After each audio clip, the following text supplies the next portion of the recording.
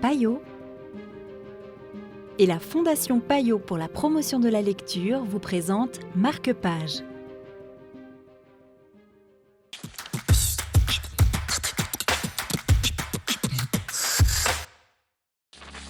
Bonjour, bienvenue dans Marque-Page.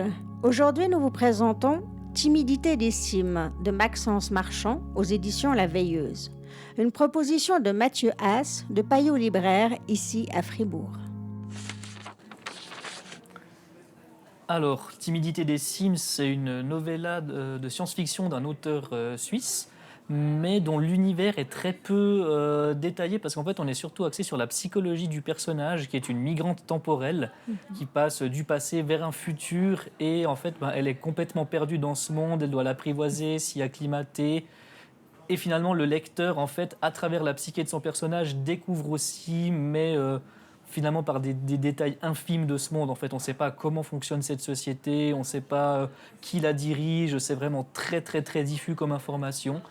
Mais en même temps, c'est aussi très intéressant parce que c'est très poétique, c'est très axé sur les humains et finalement sur la personne migrante, qui est en fait le centre de ce récit. Et je peux dire le centre du propos, c'est finalement de voir la condition des personnes migrantes, en l'occurrence à travers le temps.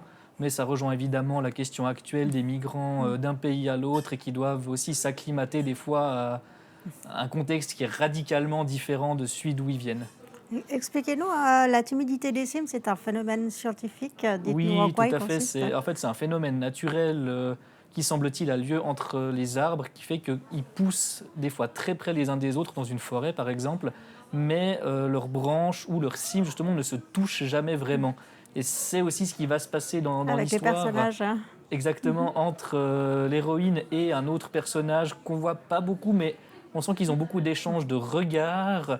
Ils échangent quelques mots, mais ils se touchent jamais physiquement. D'accord.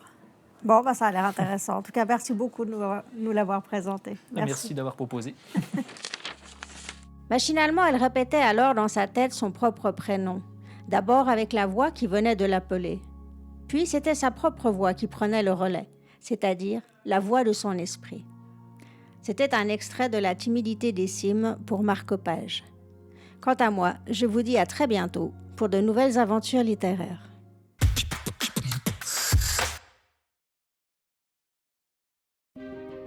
Payot et la Fondation Payot pour la promotion de la lecture vous ont présenté Marque-Page.